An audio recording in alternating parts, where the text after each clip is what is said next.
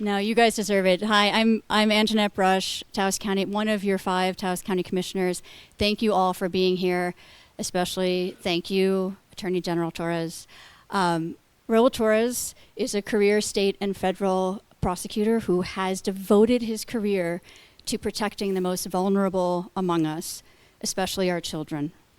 He has experience at every level of the criminal justice system, from working as a frontline violent crimes prosecutor in rural communities to advising President Barack Obama's Department of Justice. He was elected in 2023, or took office in 2023, and boy, sir, do we need you now. Our community has a lot of questions. We have probably even more concerns, and frankly, we've got some fears. So we're very grateful that you're here to talk through those things with us. Thank you so much for coming to Taos and having this conversation. Before we start it, I'd like to just acknowledge a few folks in the audience. From U.S. Senator Martin Heinrich's office, we have Aurora Valdez and Rita O'Connell. Hi, you guys. Thank you guys for being here. From Congresswoman Teresa Leger Fernandez's office, we have Victoria Martinez. We have my sister county commissioner, Darlene Vigil. We have Town of Taos Mayor Pro Tem Marietta San Esteban Fambro. And we also have former County Commissioner Candace O'Donnell. Thank you. So once again, thank you. Let's get started. Thank you. All right, so the most important thing is, can you guys hear me in the back? Okay. I want to start by just thanking you for taking the time to be here. I know people have a lot of questions, and we're going to try and get through as much of the outstanding issues that you have, both state, local, and I think probably for a lot of you national issues that we have been engaged in. I want to give you, though, before we open it up for questions, a sense of the work that we have been doing, not only over the last couple of years, but more importantly, for the last 5.5 months. In anticipation of the possibility that President Trump would be reelected, the Democratic attorneys general from across the country started meeting a little more than a year ago, and I participated in that group and sort of discreetly but very intentionally started reorganizing my agency, my office, in anticipation of having to litigate on a number of issues. We essentially took Project 2025 as a blueprint, despite the fact that then candidate Trump was making statements that he didn't know anything about it. We decided not to take him at his word and looked at Project 2025 as an actual blueprint for what would guide the second Trump administration. Unfortunately, not only has Project 2025 been operationalized by the Trump administration, it actually doesn't even contain all of the elements of some of the more destructive policies that we've seen. And as a result, we not only built this new unit, the Impact Litigation Unit inside the Department of Justice here at the New Mexico Department of Justice, but we started coordinating with the other 22 Democratic AGs from across the country and breaking each of the issue areas in Project 2025 into working groups. And so our office leads and participates in a number of different working groups. We are primarily focused on immigration enforcement issues and border-related issues. I know you may have some questions about that. And surprisingly, some of the more extreme proposals in the immigration playbook have been moving a little slower than some of the other elements that have been activated by Donald Trump and more specifically Elon Musk. So at present, my office has led or participated in 18 separate lawsuits against the Trump administration.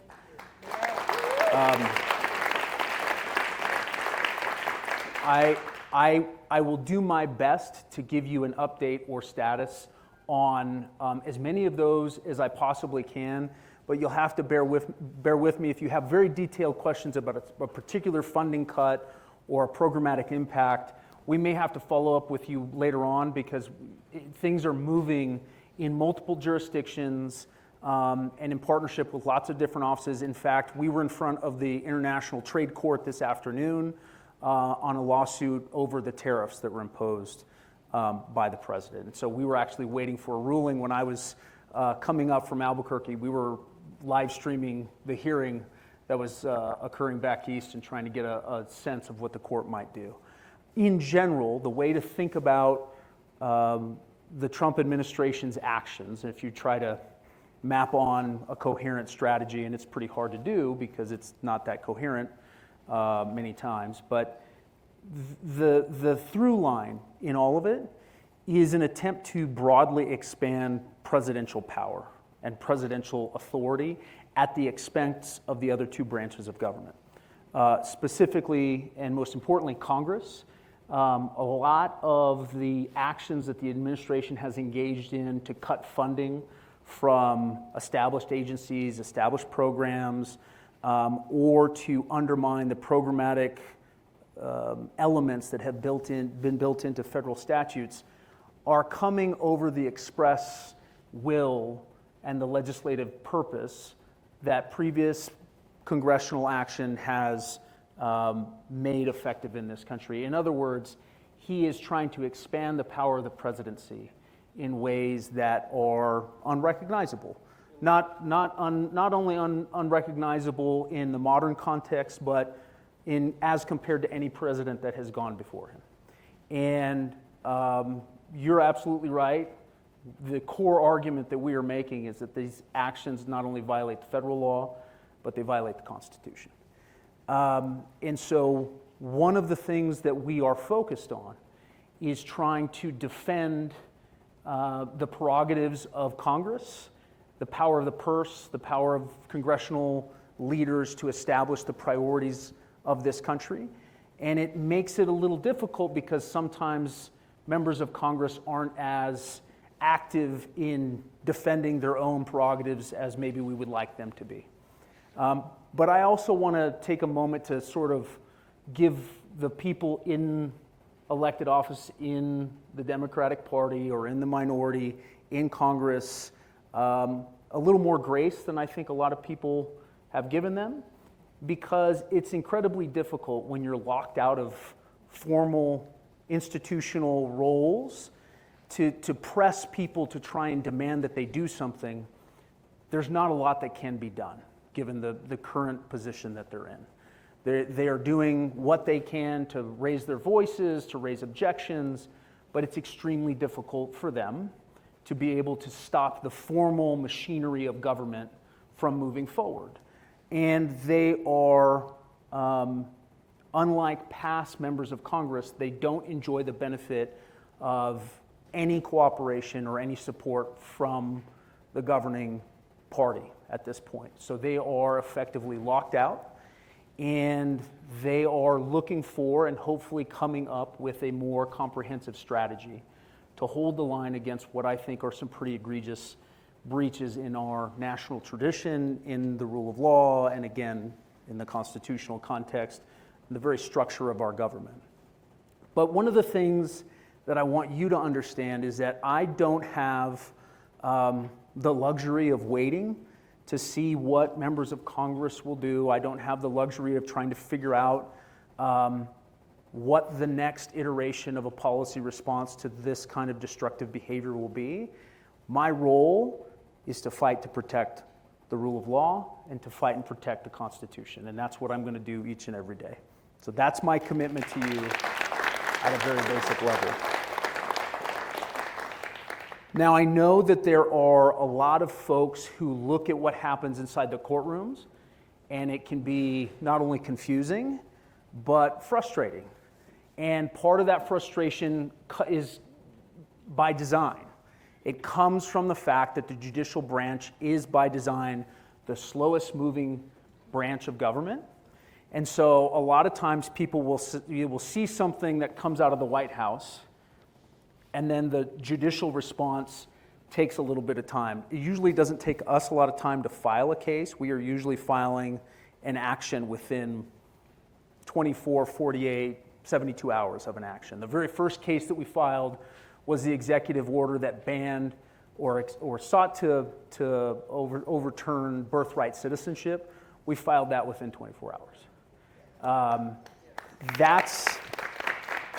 That kind of speed is something that you will see from us, but the response from courts will usually take a little bit of time. In fact, we're still waiting for a ruling on the most important case that we filed, and it's actually a case that New Mexico led. I don't know if you know this.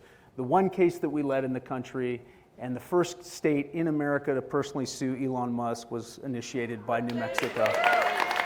So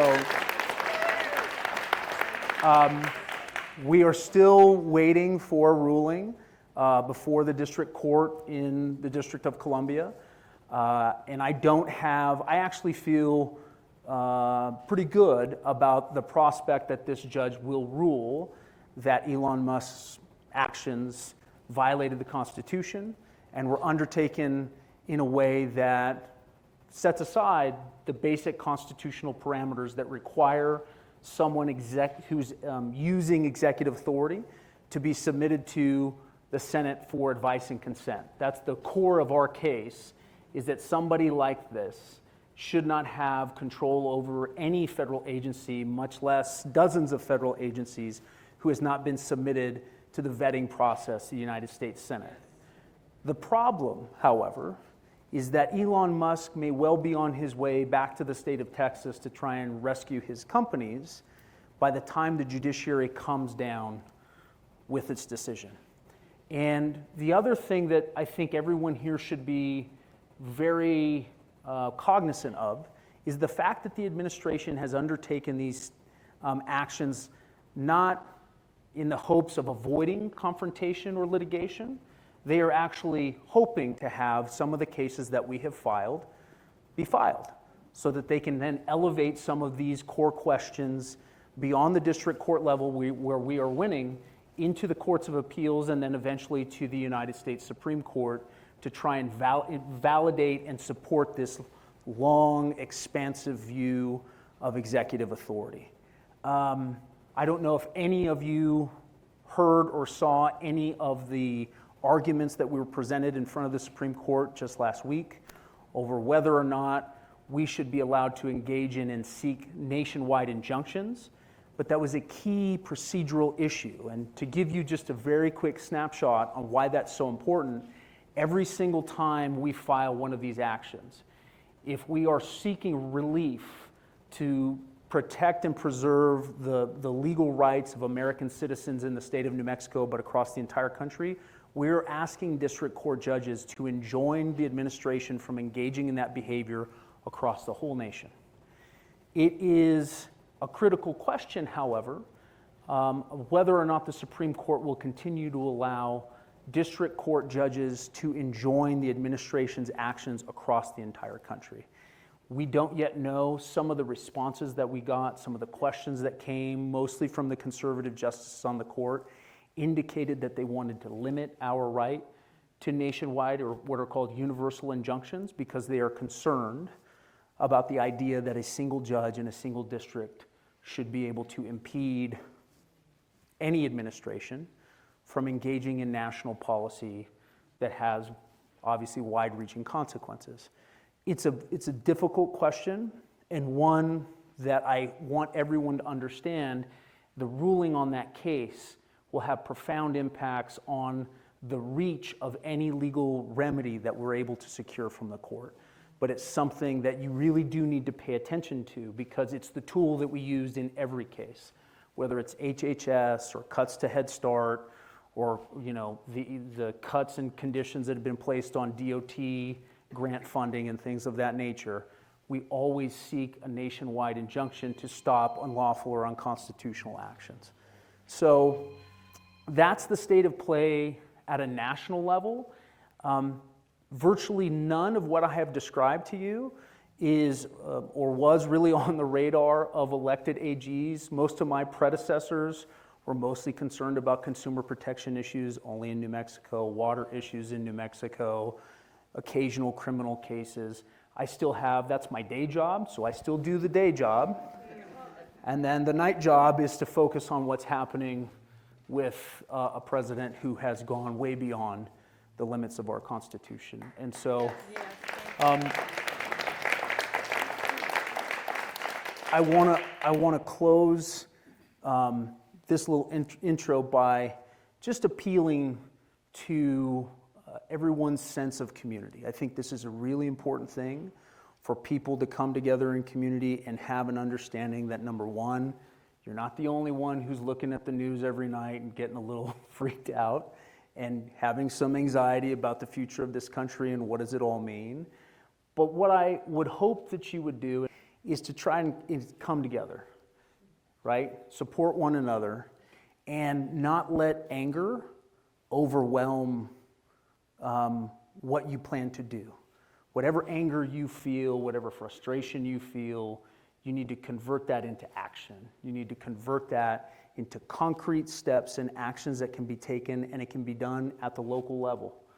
To organize yourselves and to make sure that if programs are cut and impacted here locally, you need to make sure that your friends and neighbors know about it. You need to make sure that my office knows about it, that the elected representatives in Washington, D.C. know about it. Because here's the thing.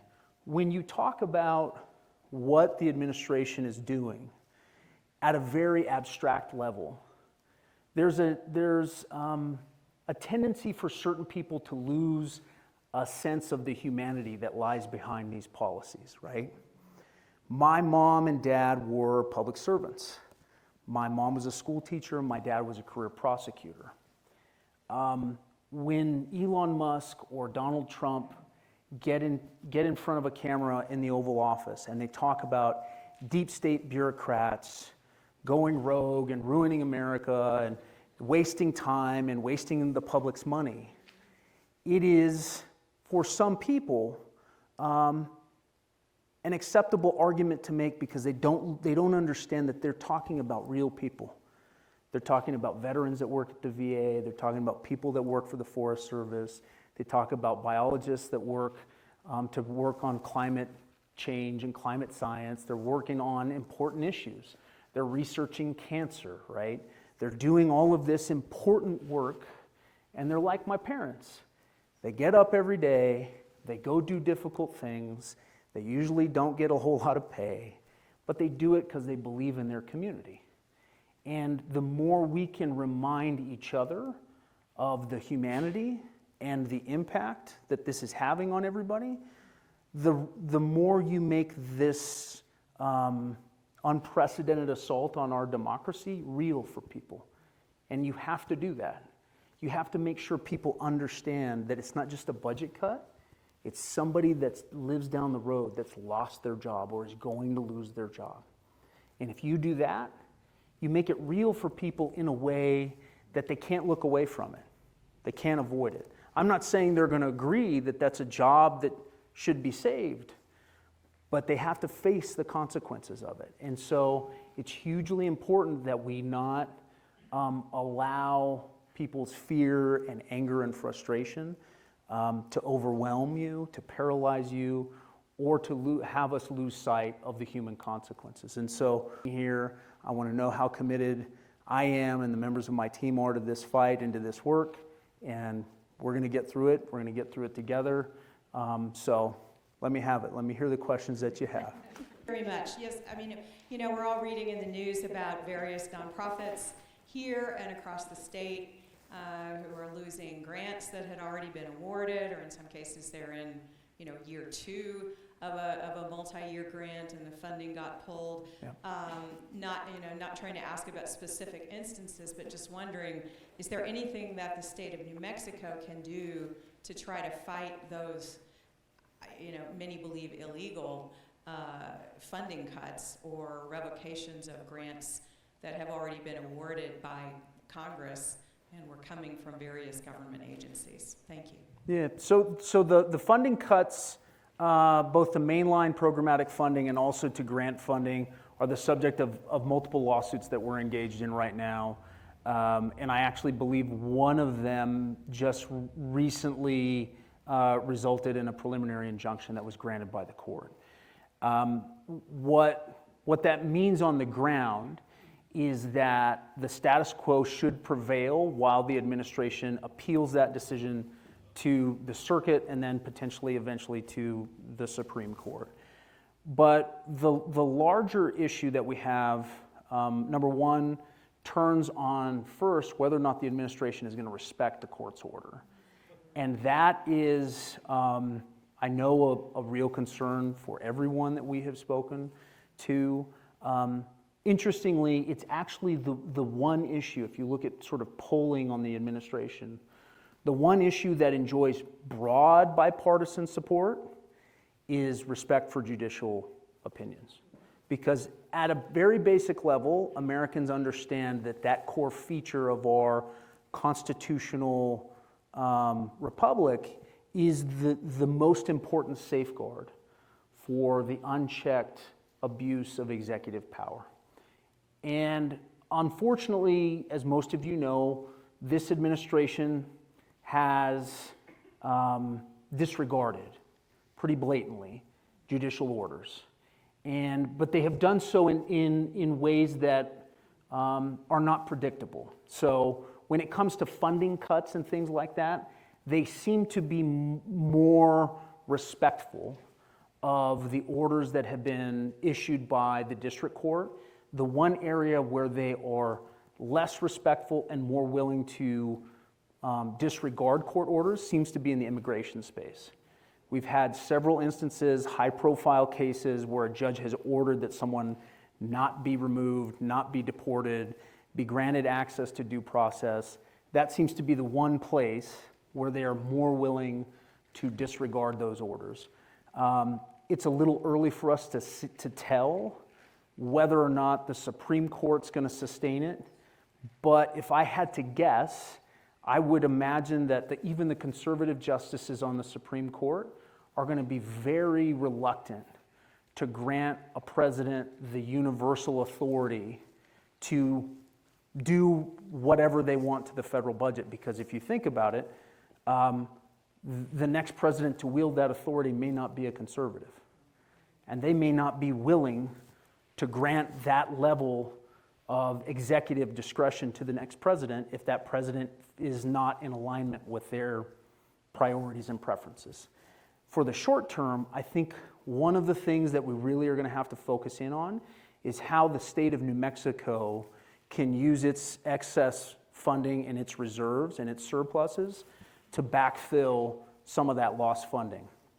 I know that the governor has mentioned the possibility of a special session specifically with respect to Medicaid, which I know from some of the questions that were submitted ahead of time is very concerning to people in this community. It's concerning to everybody.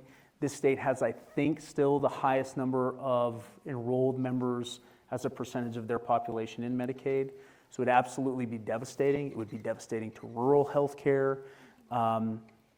Many of our hospitals would not be able to function under the proposed funding cuts that they've got in mind. Unfortunately, though, the bill that is kind of stalled in the House of Representatives proposes draconian cuts and big cuts, specifically to health care, and I'm not sure that, frankly, New Mexico has the resources over the long term to sustain and offset whatever those cuts would mean. So there's sort of the litigation side of the answer and response, which is what I'm focused on. But I think one of the things, when I talked to you earlier about action, one of the things that you should come out of this meeting with is a clear sense of how to engage with the representatives and senators who represent you in the legislature and start talking to them about these are the specific federal program dollars that we are losing, and what is your plan for addressing that, at least temporarily at the state level? And also do some other programming around child welfare and family stability. So I have questions about federal funding cuts for nonprofits. You've kind of addressed that to some extent. But also you haven't recently acknowledged that you're starting an office for the child advocate or something along those lines. Yeah. And I have extensive concerns about CYFD, and You and me both. I'm aware. So I just wanted you to hear from a local person on the ground that Okay. it's a real disaster. I don't know if that's a diplomatic thing to say, but it's just true. Yeah. We have no caseworkers at present, so we have no one representing children who are in foster care. And it's not really a federal question, I suppose, but That's okay. I hope you'll entertain it. Thank Yeah, no, absolutely. And thank you for the question. For those of you who are less familiar with the issue, I think most people know that the Children, Youth, and Families Department is in a state of crisis and has been for some time. We have one of the highest rates of repeat maltreatment in the country, and we have a foster care system that is not adequately resourced. We don't have enough foster families. We don't have enough trained and experienced social workers inside the system to act as caseworkers. And that has resulted in not only the placement of abused and neglected kids back with families that aren't capable of safely protecting them and making sure that they're okay. That's resulted in not only abuse, but multiple deaths of young people who have, frankly, should never have been returned to those families. But we also have kids who have been removed from families, and because the state doesn't have enough foster care families for placement, they end up in a system that doesn't have enough resources to support them, from mental health and educational support to the basics such as housing, which is why we have kids who are still, even now, sleeping in offices. Right now in your state, in a state that had, I think in the last budget, in excess of $3 billion, you have kids sleeping in offices. And I'm talking about the most abused and neglected and at-risk children in our society. And it's not confined to any one city or any one community. It is across the entire state. Link, you got a question? Yes. My name is Link Summers. I'm the ward chair for the first ward for the Democratic Party here in Taos. And generally, folks like me, Anglos, who are politically active, we're not particularly worried about ICE knocking on our door, but I can tell you in Taos County, of all the people I know and have met here over the last 40-some-odd years, they're scared to death that ICE is going to show up, and as the chief law enforcement officer for all of us here in New Mexico, they want to know, what am I supposed to do? Yeah, so this is a good question. One of the things that we did is issue guidance for what used to be called sensitive locations. That designation has been removed, but sensitive locations are schools, hospitals, courthouses, public spaces where we know immigrant families are coming to participate in the criminal justice system, access education, those sorts of things. Historically, those spaces were off limits for immigration enforcement. They are no longer off limits. And just as a general matter, federal immigration officers are allowed to be present and engage in enforcement action in any public space that is open to the general public. They are allowed to be in those places. However, there are certain limitations on what information they can access, what work they can engage in with or without a warrant, and that's why we issued that guidance to people. Help people get their identity papers? Can we help people get social security cards? Do you see this becoming a bigger issue in the state for voting, for federal elections, for local and so forth? Yeah, so one of the lawsuits that we have joined is an executive order that would require the use of certain identifying documents and information to participate in federal elections. The problem is that elections are managed at the state level, and each state sets its own rules for what kind of requirements people have in terms of whether or not they have to show an ID or not, and how they verify their identity in order to participate. I think that is not, frankly, a big concern right here in New Mexico because of what a great job Maggie Toulouse-Oliver has done in sort of facilitating and making it as easy as possible for every citizen in this country to participate, or in this state to participate in our elections. But it's something that we've joined nationally. I think it will always be helpful for you to do what you can to lift up your neighbor or somebody in this community who feels at risk, who doesn't have, for whatever reason, the ability to navigate these systems. When I talked at the beginning about converting that anxiety and that anger into action, that's a good example of something that you can do, and I want to encourage that. Appreciate you guys coming, and I'll be back again. I appreciate your support. Thanks for taking the time. Yeah. This is great. Appreciate it. It's good to see you. Thank you. You did really well.